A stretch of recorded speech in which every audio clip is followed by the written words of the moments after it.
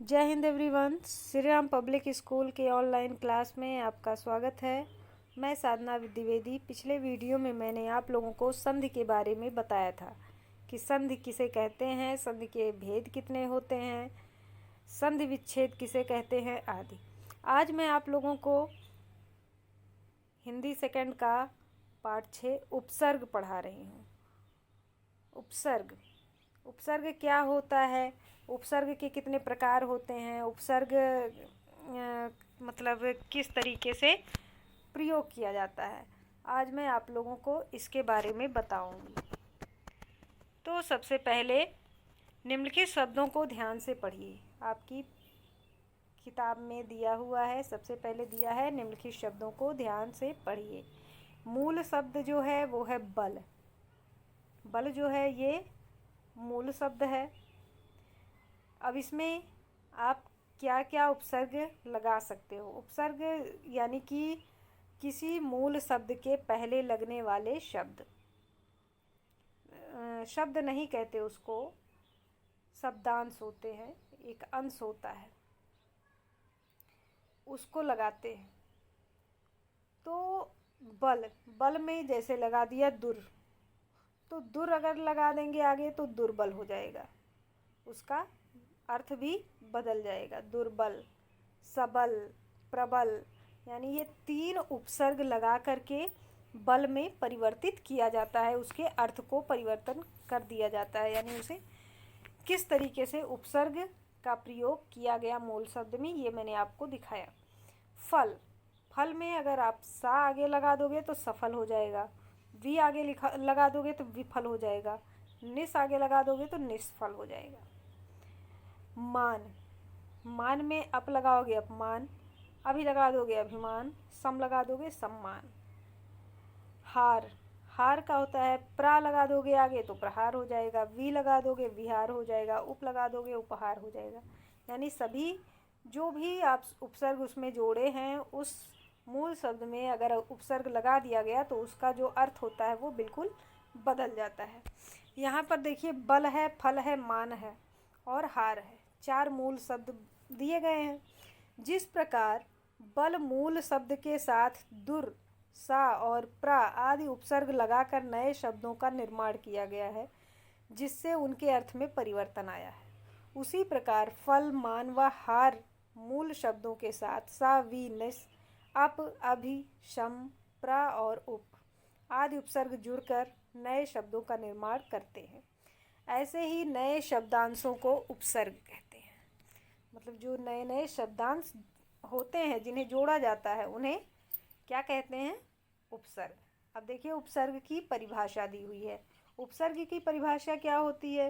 वे शब्दांश जो किसी मूल शब्द के पूर्व, पूर्व यानी पहले, मूल शब्द से पहले जुड़कर अन्य विशेष अर्थ प्रकट करने वाले नए शब्द का निर्माण करते हैं,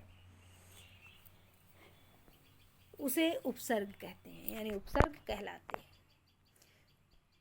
तो वे शब्दांश जो किसी मूल शब्द के पूर्व जुड़कर अन्य विशेष अर्थ प्रकट करने वाले नए शब्द का निर्माण करते हैं, उपसर्ग कहलाते हैं।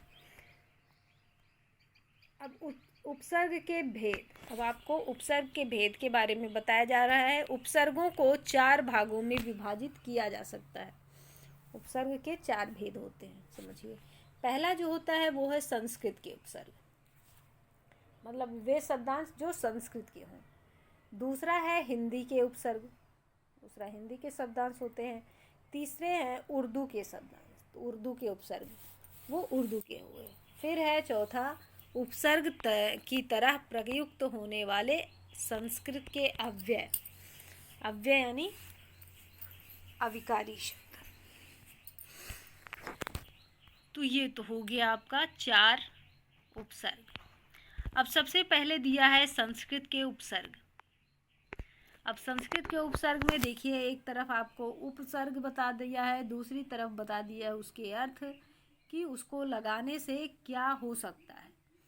फिर है उपसर्ग से निर्मित शब्द, जो उपसर्ग लगाकर शब्द बने हैं उन्हें दिया गया।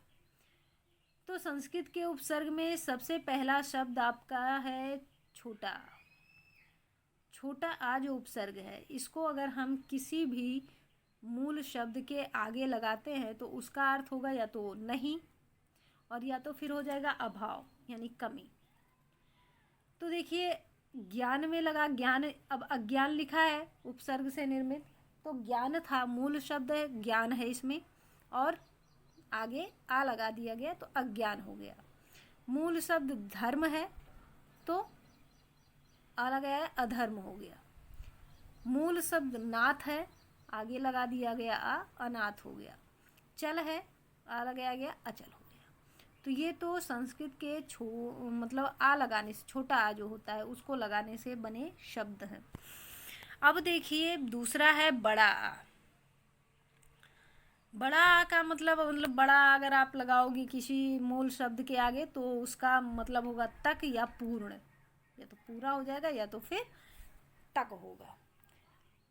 बड़ा लगा गमन था, गमन मीन्स क्या होता है जाना, आगमन आना। आमरण, आमरण होता है, फिर मरण में बड़ा आ जुड़ा गया तो आमरण हो गया। दान है और उसमें अगर बड़ा आ लगा दिया गया तो आदान हो जाएगा। जीवन है तो बड़ा आ लगाया गया आजीवन हो गया, यानी पूरे जीवन। तो सबके अर्थ बदल गए। फिर है तीसरा आपका अप। अप को अगर किसी मूल शब्द के आगे लगाते हैं तो उसका अर्थ हो जाएगा बुरा या नीचे।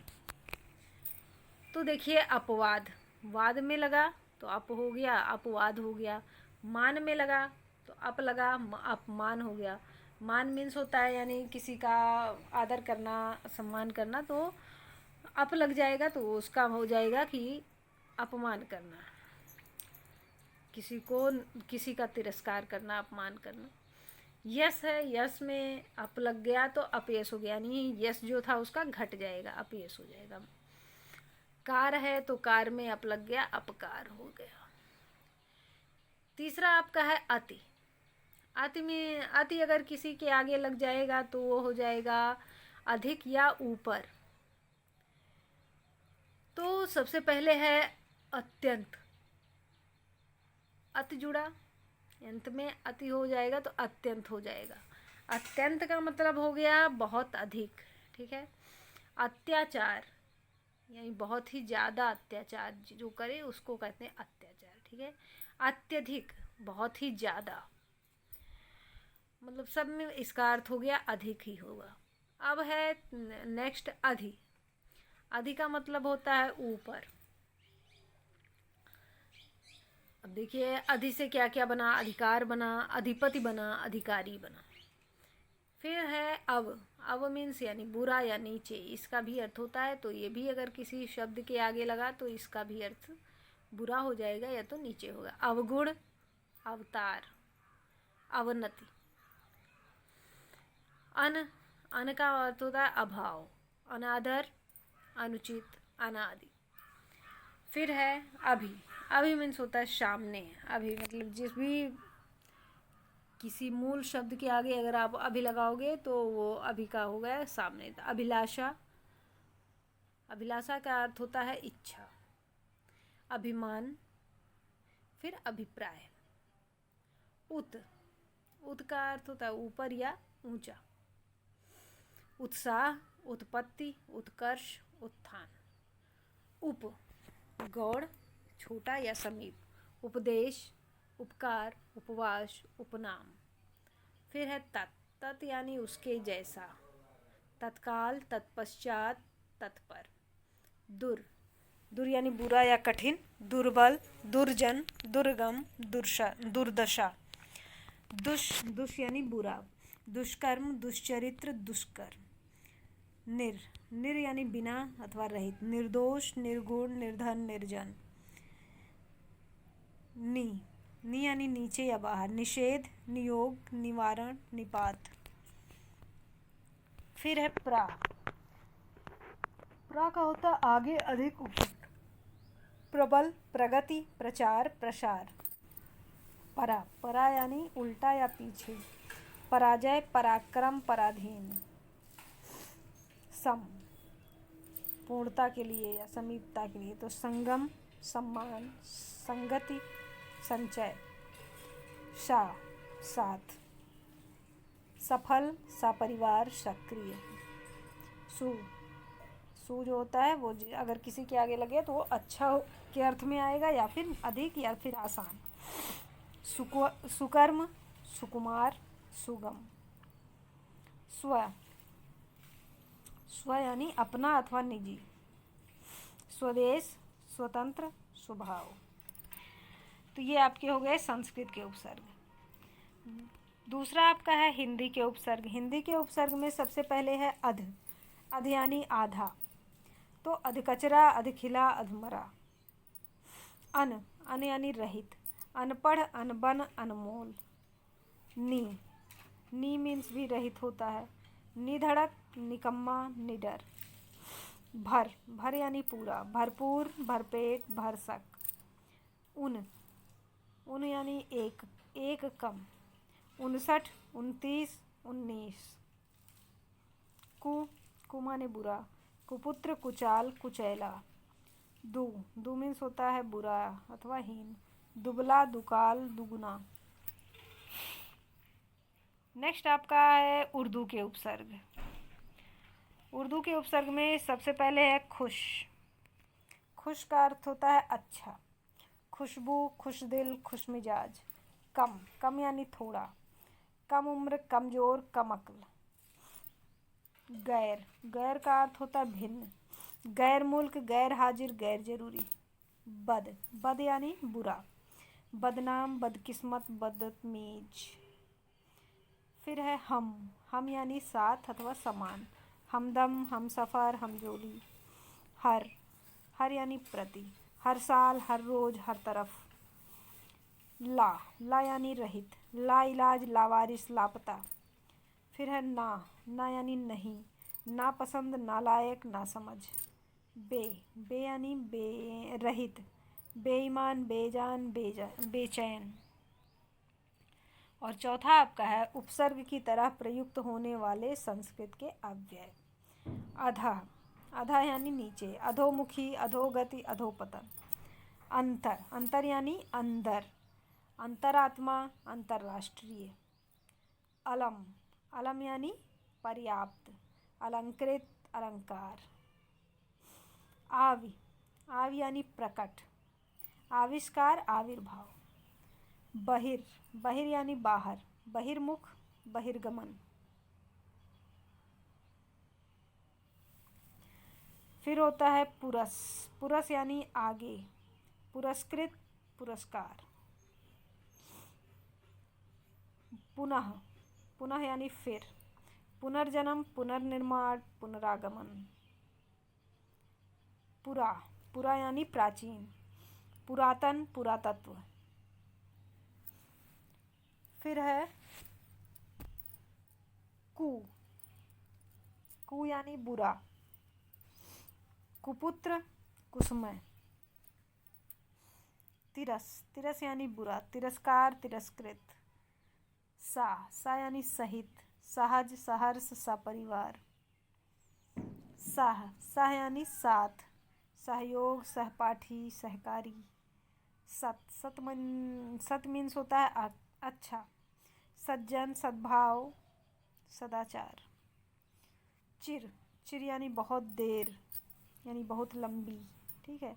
चिरस्थायी चिरकाल चिरायु।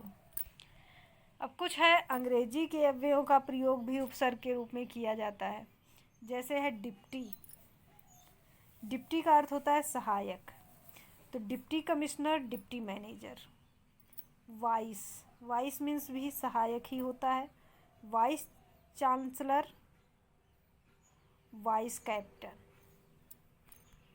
तो ये आपके उपसर्ग का पाठ था जो कि अब कंप्लीट हो चुका है, यानी पूरा हो चुका है। तो इसे आप ध्यानपूर्वक पढ़ लीजिएगा और इससे संबंधित जो भी अभ्यास कार्य होगा वो हम देंगे आप लोगों को, उसे आप करके ले आइएगा। धन्यवाद।